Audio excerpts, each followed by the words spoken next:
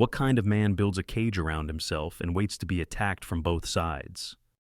The year is 52 BC. In the heart of Gaul, on a windswept plateau called Elysia, 80,000 Gallic warriors stand behind wooden walls. They have food for 30 days. They have water from 2 rivers. They have the high ground, and they believe they have set a trap. But below them, in the valley, 50,000 Roman legionaries are not preparing to attack.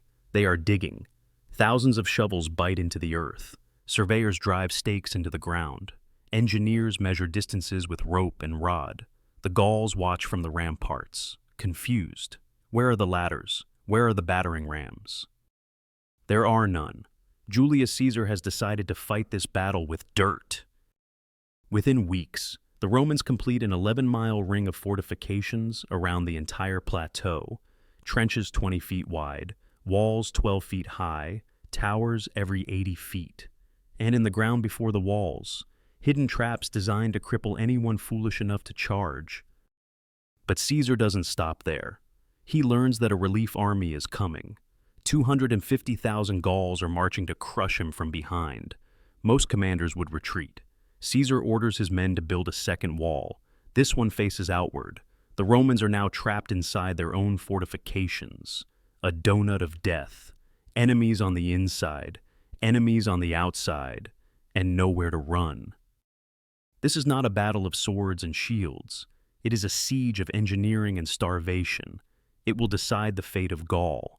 It will make Caesar the most powerful man in Rome, and it will destroy a king who dared to unite a fractured people against the greatest military machine the ancient world has ever seen. To understand how this impossible situation came to be, we must go back to the beginning of the Gallic Wars, and we must meet the man who thought he could defeat Rome. The year is 58 BC. Julius Caesar is 42 years old. He has just finished serving as consul, the highest office in the Roman Republic. But consulship lasts only 1 year. After that, a Roman politician needs a new source of power. Caesar finds his in a governorship. He is appointed proconsul of 3 provinces: Cisalpine Gaul in northern Italy, Illyricum on the Adriatic coast, and Gallia Narbonensis, a thin strip of territory in what is now southern France. Caesar's term is unprecedented, 5 years instead of 1, and he has 4 legions under his command, roughly 20,000 soldiers. It is a launching pad for ambition. Caesar looks north, beyond the borders of Roman territory, and sees opportunity. Gaul is a vast land. It stretches from the Mediterranean to the English Channel, from the Atlantic to the Rhine. It is home to dozens of Celtic tribes. The Aedui in the east, the Arverni in the center, the Carnutes in the north. They share a language, a religion, and a culture. But they do not share loyalty. The tribes raid each other constantly. They sell their rivals to Rome for silver. They cannot agree on anything. Caesar exploits this weakness with ruthless precision. He plays tribes against each other. He offers protection to some and destruction to others. When the Helvetii, a tribe from modern-day Switzerland, try to migrate through Gaul, Caesar blocks their path and slaughters them. When Germanic tribes cross the Rhine, Caesar crushes them and builds a bridge to demonstrate Roman power. Year after year, he conquers. Year after year, his legions grow stronger. By 53 BC, Caesar controls most of Gaul. The tribes are subdued. Roman merchants follow Roman soldiers. Gaul is becoming a province. But the Gauls are not defeated. They are waiting. And in the winter of 53 BC, something changes. Caesar announces that Gaul will now be subject to Roman laws and Roman religion. The Druids, the priests who hold Gallic society together, see the threat immediately. Every year, they gather in the lands of the Carnutes, a place they consider the spiritual center of Gaul. If Rome imposes its religion, the Druids will lose their power. The sacred groves will fall. The old ways will die. For the first time, the Gallic tribes have a common enemy, and they have a leader willing to unite them. His name is Vercingetorix. He is roughly 28 years old. He comes from the Arverni, one of the most powerful tribes in central Gaul. His father, Celtillus, once tried to claim kingship over all the Gallic tribes. The other chiefs killed him for it. They burned with resentment at the idea of one man ruling them all. Vercingetorix inherits his father's ambition, but he has learned from his father's mistake. He does not try to make himself king. He makes himself indispensable. The revolt begins in the lands of the Carnutes. Gallic warriors slaughter Roman merchants and settlers. The signal spreads like fire across dry grass. Tribe after tribe joins the rebellion. Vercingetorix returns to Gergovia, the capital of the Arverni, and rallies his people. His uncle and the tribal elders resist. They remember what happened to Celtillus. They fear Roman retaliation. They expel Vercingetorix from the city. But Vercingetorix does not give up. He gathers the poor, the dispossessed, the young men who have nothing to lose. He builds an army outside the walls, and then he returns to Gergovia and takes it by force.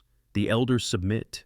The Arverni declare him their war leader, and Vercingetorix sends messengers to every tribe in Gaul.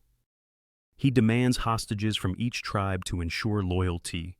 He imposes strict discipline.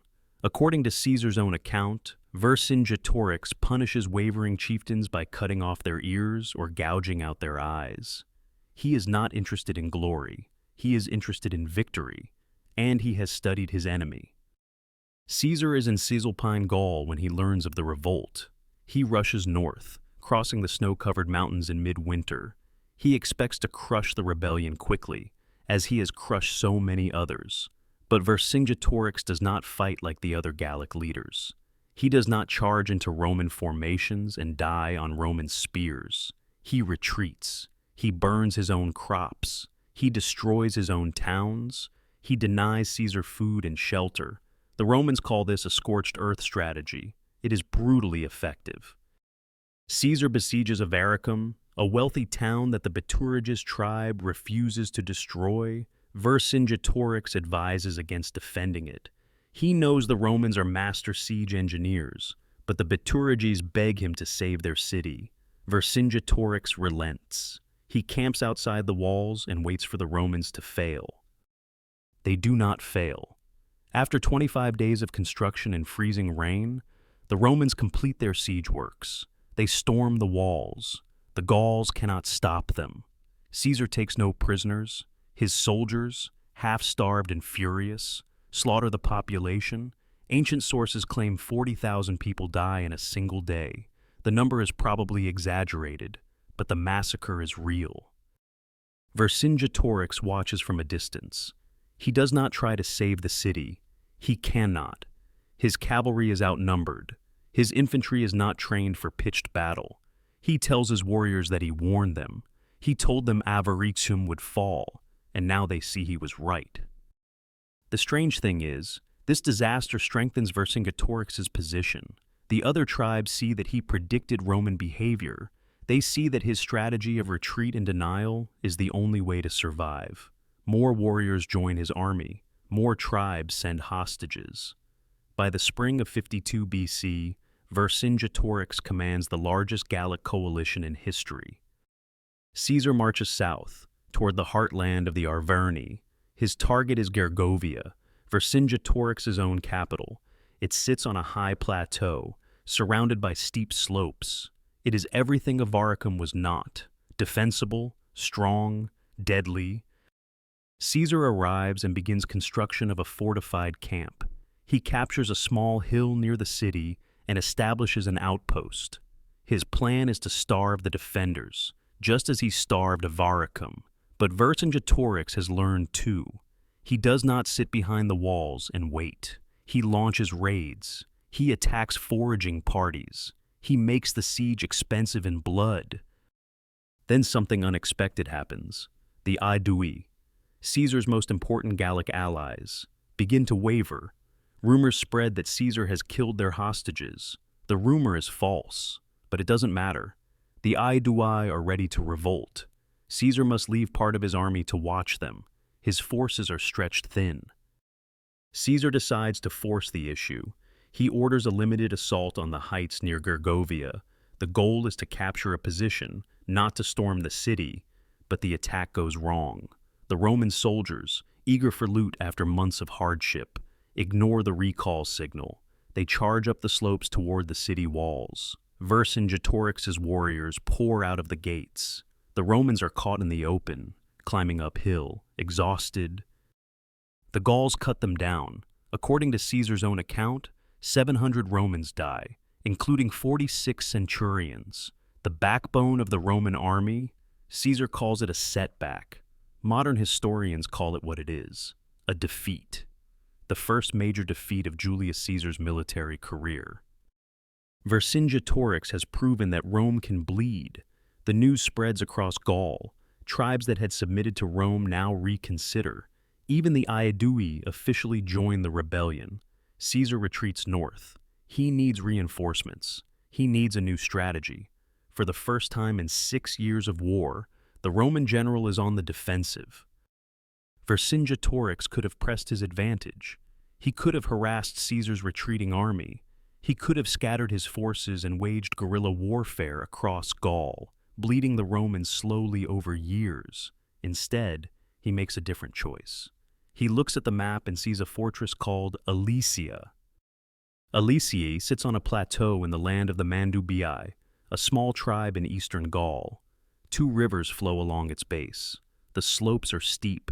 The defenses are strong. Vercingetorix sees another Gergovia. He believes he can lure Caesar into another failed assault. He marches his 80,000 warriors onto the plateau. He brings the local population inside the walls. He stocks the granaries. He prepares for a glorious defensive victory. He does not know yet that he has walked into a cage. Caesar's scouts bring word of the Gallic concentration. 80,000 warriors in one place. Caesar has roughly 50,000 legionaries and 10,000 auxiliaries, including Germanic cavalry mercenaries. He is outnumbered, but he has one advantage that Vercingetorix has underestimated. Romans do not just fight, Romans build. Caesar arrives at Alesia and surveys the terrain. The plateau is too strong to assault directly. Gergovia taught him that lesson, but he notices something else. The plateau is also isolated. If he can surround it completely, the Gauls will have nowhere to go. They will eat through their supplies, they will starve, and they will surrender. Caesar orders his legionaries to begin construction, not of siege towers, not of battering rams, but of walls. The first trench is 20 feet wide with vertical sides. It is designed to stop cavalry charges. Behind it, 2 more trenches, each 15 feet wide. One is flooded with water diverted from the rivers. Behind the trenches, a rampart 12 feet high, topped with a wooden palisade. Sharp stakes project horizontally from the wall to prevent climbing. Every 80 feet, a 3-story tower provides overlapping fields of fire. But Caesar is not finished. In front of the trenches, his engineers create a killing field. First come the Cipi, tree trunks with sharpened branches interlaced like antlers. They are designed to tangle attacking formations and hold warriors in place for archers.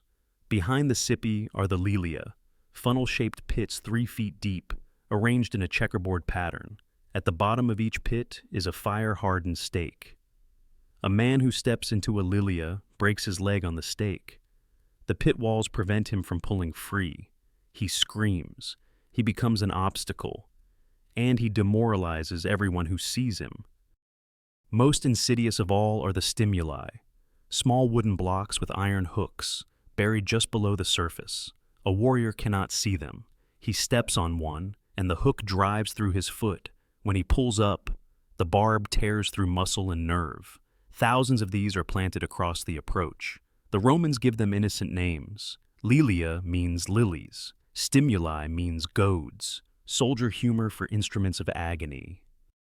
Vercingetorix watches the construction from the walls. On the first day, he thinks it is a bluff. On the second day, he begins to worry. On the third day, he realizes the trap. He orders his cavalry to attack the Roman work parties. Thousands of Gallic horsemen thunder down the slopes. The Romans drop their shovels, grab their shields, and form defensive squares. Caesar unleashes his Germanic cavalry. The battle is fierce and bloody. The Gauls are driven back. But Vercingetorix has seen something important. The Roman ring is not yet complete. There are gaps. If he waits much longer, those gaps will close. That night, Vercingetorix makes a decision that will haunt him for the rest of his life. He sends all his cavalry out through the unfinished sections of the Roman line. Their mission is to ride to every corner of Gaul and summon a relief army. Every tribe must send warriors. The largest army Gaul has ever assembled must march to Alesia and crush the Romans from behind. The cavalry slips away in the darkness. Vercingetorix watches them go. He is betting everything on their success. If the relief army arrives in time, the Romans will be caught between two forces. If it does not, the defenders of Alesia will starve. Caesar wakes to the news at dawn. The Gallic cavalry has escaped. He immediately understands the implications. A massive army is coming. His siege just became a race against time. Most commanders would retreat. They would recognize the vulnerability of their position. They would preserve their forces and fight another day. Caesar does the opposite. He calls his engineers. He points to the fields behind his army, away from Alesia, and he orders them to build a second wall. The circumvallation faces inward, toward Vercingetorix. The contravallation will face outward, toward the relief army. The Romans will live in the narrow strip between the two walls. They will fight on two fronts. They will trust their fortifications to hold against impossible odds. The legionaries groan. Their hands are already blistered. Their backs already ache. But they dig. They dig because Caesar tells them to. They dig because discipline is their religion. They dig because the alternative is death. The second wall stretches 14 miles. It has the same trenches, the same ramparts, the same towers, the same traps. When it is finished, the Romans have constructed 25 miles of fortifications in roughly 3 weeks. They have moved millions of cubic feet of earth with baskets and muscle and determination. The hunter has become the prey, and the prey has built itself a fortress. Inside Alesia, the days pass. Vercingetorix has calculated his supplies for 30 days. He rations the grain carefully. He slaughters the cattle. He waits for the sound of the relief army, but the horizon remains empty. The granaries grow lighter, and panic begins to replace discipline. The Gallic council meets in a grim atmosphere. Some chieftains argue for surrender. They have seen Roman mercy before. They hope Caesar will spare them if they submit. Others, like the Arvernian noble Critognatus, propose something far darker. He suggests they eat those who cannot fight, the old, the sick, the weak. Why waste food on useless mouths when the survival of Gaul is at stake? Vercingetorix rejects cannibalism, but his alternative is hardly more humane. He orders the expulsion of the non-combatants, the women, the children, the elderly, the sick. Most of these people are not his warriors. They are the Mandubi, the local tribe who owned Alesia, who welcomed Vercingetorix and his army into their home. Now they are being thrown out to save food for the fighting men. The gates of Alesia creak open. Thousands of civilians stumble down the slopes toward the Roman lines. They carry their meager possessions. They weep, but they also hope. They expect Caesar to take them as slaves. Slavery is terrible, but it is better than starvation. At the very least, they think the Roman general will let them pass through the lines to the countryside. They reach the Roman trenches. They look up at the legionaries on the ramparts. They beg for bread. They beg for slavery. Caesar looks down and says nothing. His decision is instantaneous. Every mouth he feeds is a day's rations taken from his soldiers. If he lets them pass, he loses the psychological pressure on Vercingetorix. He wants the king of the Gauls to watch his own people suffer. The gates remain closed. The Mandubi turn back to Alesia. They scream for Vercingetorix to let them return, but the Gallic king has hardened his heart. He cannot afford to feed them. The gates remain shut. And so the Mandubi are trapped in no man's land, between the two walls, between the two armies. They eat grass, they gnaw on leather and bark. Mothers hold up their starving infants to the ramparts, pleading with their husbands inside the city and the Romans outside. No one responds. The Roman legionaries, hardened men who have seen everything, stand guard and listen to the slow death of innocents just yards away. The Gauls on the walls watch their families wither. This is psychological warfare at its most brutal. Caesar designs it to break Vercingetorix's will. It also hardens the hearts of everyone who participates.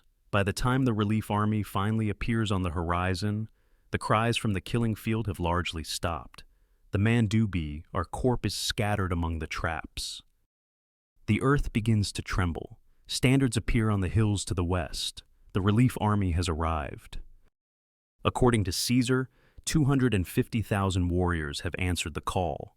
Modern historians consider this number exaggerated, but even the most conservative estimates suggest a force of 100,000 men, 4 times the size of Caesar's army, led by Commius, a Gallic noble who once served Rome before switching sides, and Vercingetorix, Vercingetorix's own cousin. The relief army spreads across the plain like a flood. The ground vibrates with the footsteps of tens of thousands of warriors. The sound of war trumpets, the carnix, echoes across the valley. Inside Alesia, starving men grab their weapons with trembling hands. From the ramparts, they can see their salvation approaching. Vercingetorix lights signal fires. The attack begins. The first assault tests the Roman defenses. Waves of Gallic warriors charge into the killing field. The results are catastrophic. Horses impale themselves on hidden stakes. Men step into Lilia and snap their legs. The screams of the wounded echo across the plain. Roman scorpions, giant crossbows mounted on the towers, punch holes through the dense Gallic ranks. But the Gauls have numbers. They throw bundles of brushwood into the trenches to create bridges. They pile earth over the hidden spikes. They are paving a road with their own dead. Inside the donut, the Roman position becomes a nightmare. A legionary on one wall hurls his pilum at the charging relief army. He turns around and draws his gladius to fight Vercingetorix's men climbing up from the inside. The pressure is unbearable. The thin strip of land between the two walls becomes a crucible of blood and desperation. Night brings no relief. Under the cover of darkness, the relief army launches a second massive wave. They bring grappling hooks and siege engines. The Romans cannot see the enemy. They throw their heavy javelins blindly into the dark, aiming at the sound of the crowd. The screams of men pierced by the iron tips echo through the valley. By dawn, the attacks are repelled. The Roman lines hold, but they are thinner now. The trenches in front of the outer wall are clogged with Gallic corpses. The Lilia and Stimuli are buried under a carpet of bodies. The engineering advantage is fading. The Gallic commanders study the Roman fortifications. They look for a weakness, and they find one. To the northwest, the terrain is steep and uneven. The Roman line could not completely enclose a hill the Romans called Mount Rhea. The wall there sits on lower ground, vulnerable, guarded by only 2 legions. The Gauls do not send a raiding party. They send 60,000 of their best warriors, the heavyweights of the relief army. They move at night, hiding behind the hill, waiting for high noon. The sun reaches its peak. The hillside erupts. 60,000 warriors charge down the slope, smashing into the 2 Roman legions. At the same moment, Vercingetorix sees the movement from inside Alesia. He orders a massive assault against the same section of the inner wall. The Roman defenders are caught in a vice. The fortifications at Mount Rhea begin to crumble. The Gauls tear down the ramparts. They fill the trenches. They overwhelm the legionaries through sheer weight of numbers. Labienus, Caesar's most trusted lieutenant, sends a desperate runner to his commander. The line is breaking. We cannot hold. Caesar responds with reserves.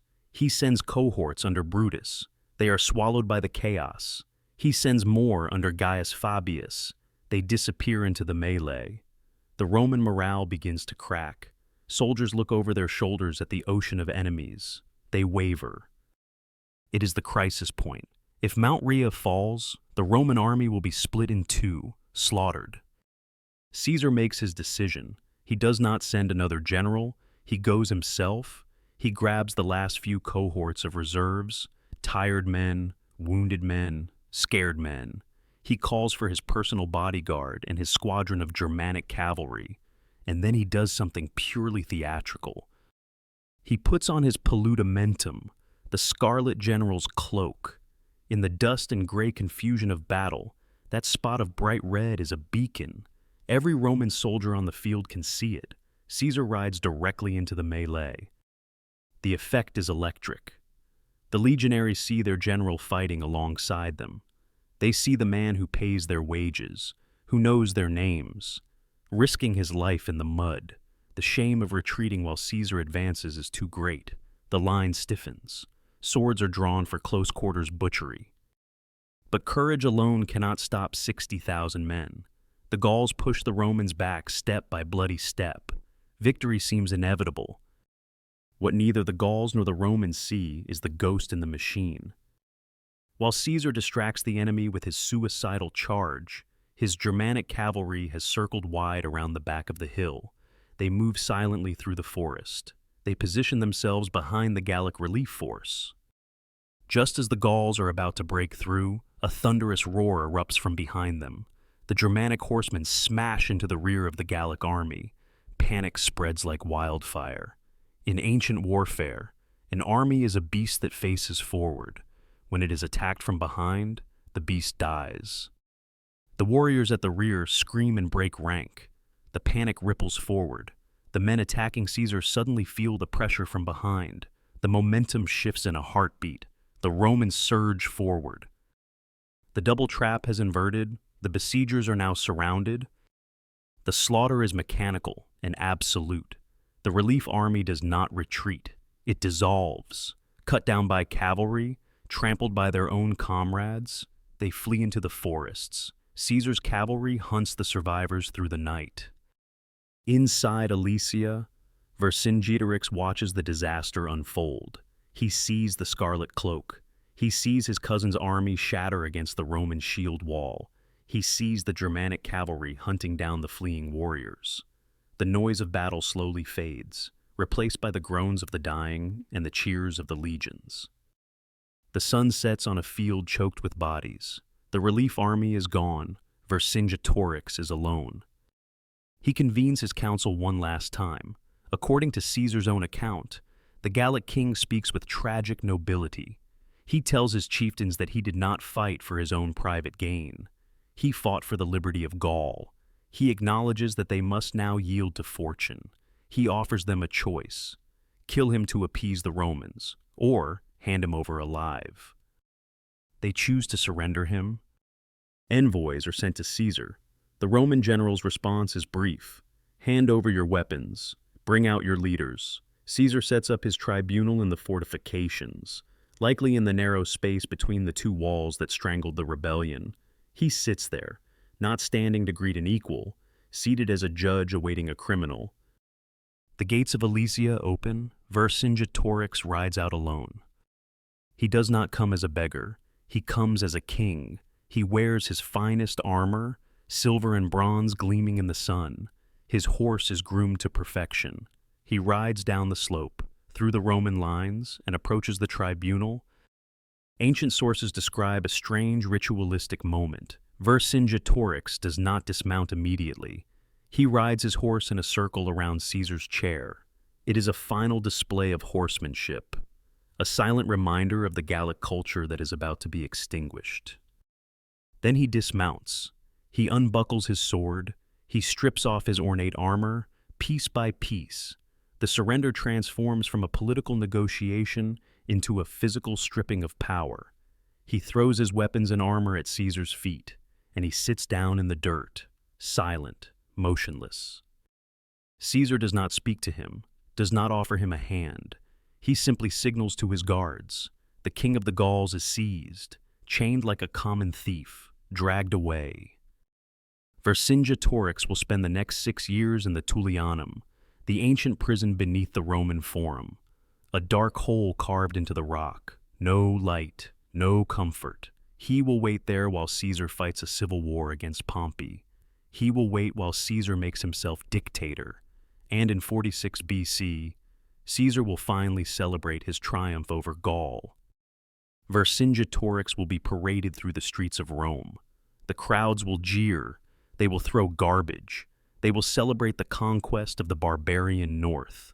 And when the procession ends at the Temple of Jupiter, the ceremonial climax of every Roman triumph, Vercingetorix will be led away from the cheering crowds.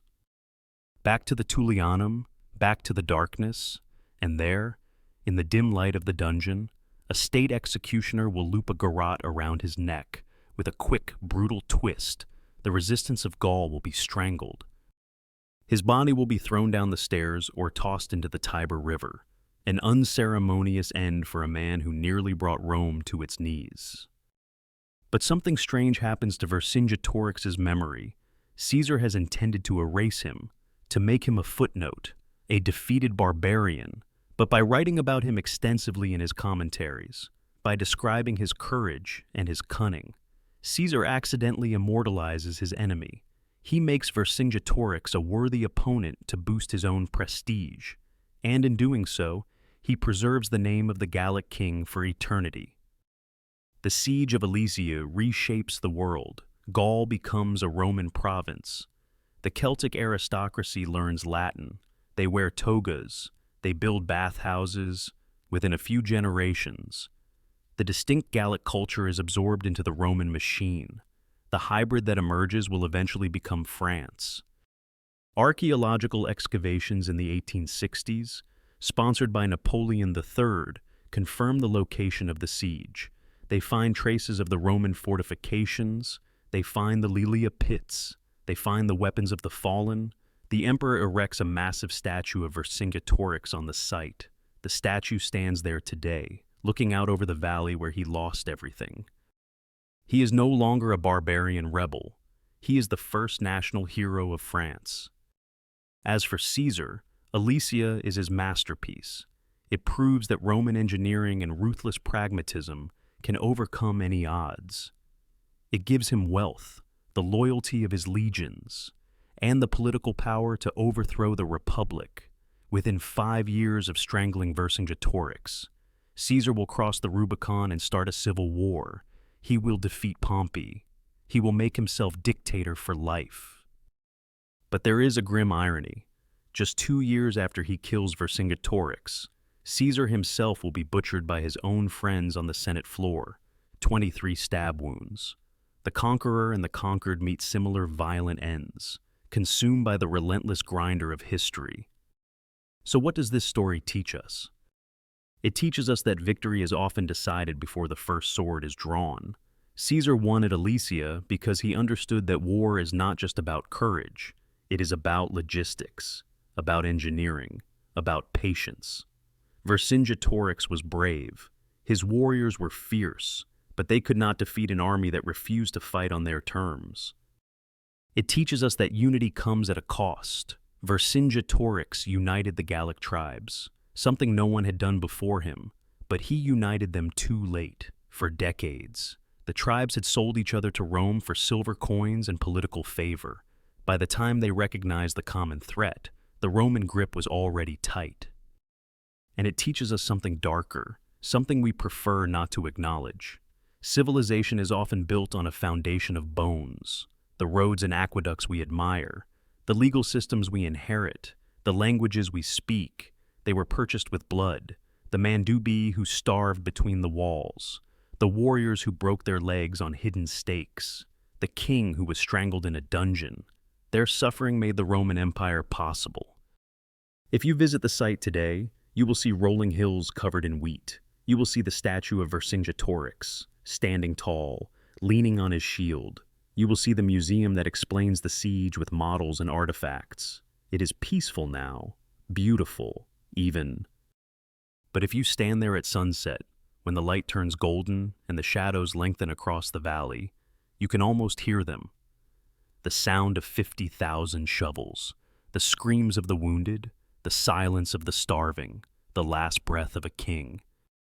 That valley remembers what we have forgotten, that every empire has a beginning, and every beginning is paid for in pain. The wheat grows where Vercingetorix knelt, and every spring the wildflowers return.